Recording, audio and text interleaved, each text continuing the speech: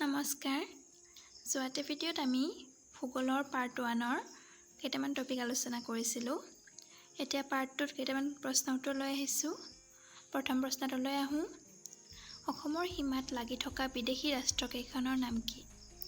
অসমৰ সীমাত লাগি থকা বিদেশী ৰাষ্ট্ৰকেইখন হৈছে বাংলাদেশ আৰু ভূটান। অসমৰ পশ্চিম সীমাত অৱস্থিত বিদেশী ৰাষ্ট্ৰখনৰ নাম কি? অসমৰ পশ্চিম সীমাত অৱস্থিত বিদেশী ৰাষ্ট্ৰখন হৈছে বাংলাদেশ।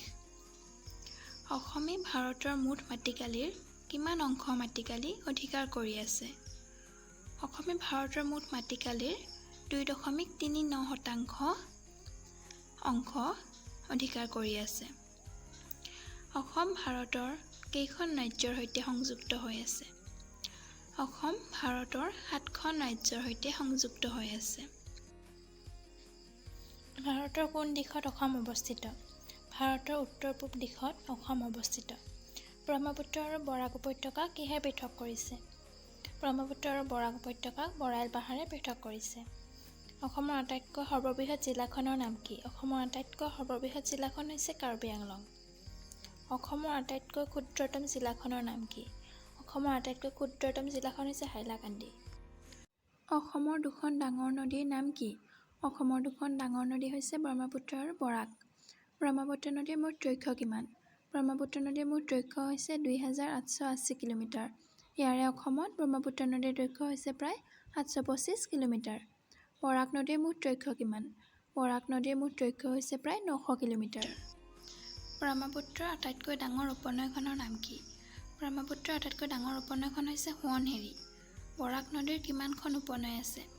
বৰাক নৈৰ 27খন উপনৈ আছে। অসম তথা বিশ্বৰ আটাইতকৈ বৃহত্তম নদীদ্বীপটোৰ নাম কি?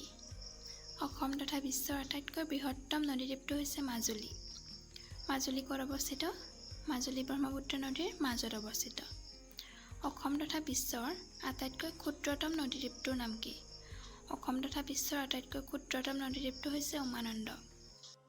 উমানন্দ ক'ত অৱস্থিত আৰু ইয়াৰ মাটিকালি কিমান? উমানন্দ ব্ৰহ্মপুত্ৰ নদীৰ মাজত গৌহাটীত অৱস্থিত আৰু ইয়াৰ মাটিকালি হৈছে 13 বিঘা 3 কঠা। অসমৰ আটাইতকৈ ডাঙৰ পাহাৰখনৰ নাম কি? অসমৰ আটাইতকৈ ডাঙৰ পাহাৰখন হৈছে বৰাইল পাহাৰ। অসমৰ সৰ্বোচ্চ শৃংগটোৰ নাম কি? অসমৰ সৰ্বোচ্চ শৃংগটো হৈছে নামচা বৰুৱা। বৰাইল পাহাৰৰ সৰ্বোচ্চ শৃংগটোৰ নাম কি? বৰাইল পাহাৰৰ সৰ্বোচ্চ শৃংগটো হৈছে লাইকেই আৰু ইয়াৰ উচ্চতা হৈছে 1959 মিটাৰ। অসমৰ কোনখন জিলাত গৰম পানীৰ উঁহ আছে? অসমৰ গোলাঘাট জিলাত গৰম পানীৰ উঁহ আছে। জাতিংগা কোনখন পাহাৰত অৱস্থিত?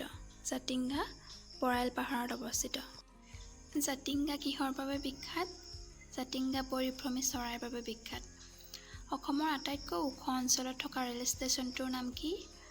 অসমৰ আটাইতকৈ ওখ অঞ্চলত থকা ৰেল ষ্টেচনটো হৈছে জাতিংগা। ই সমুদ্ৰ পৃষ্ঠৰ পৰা 2156.65 ফুট উচ্চতাত অৱস্থিত। দিহিং পাটকাই অভয়াৰণ্য ক'ত অৱস্থিত? দিহিং পাটকাই অভয়াৰণ্য তিনিচুকীয়া জিলাত অৱস্থিত।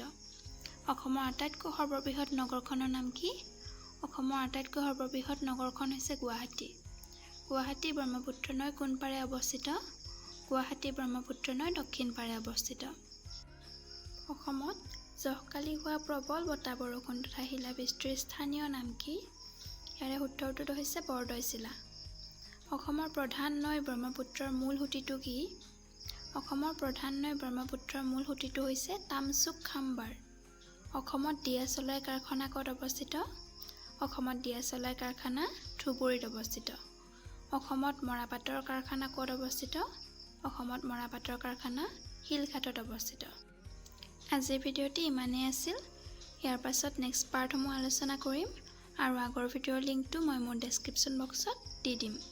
আপোনালোকে যদি ভিডিঅ'সমূহ ভাল পায় তেন্তে প্লিজ লাইক, কমেণ্ট, শ্বেয়াৰ আৰু ছাবস্ক্ৰাইব কৰিব। ধন্যবাদ।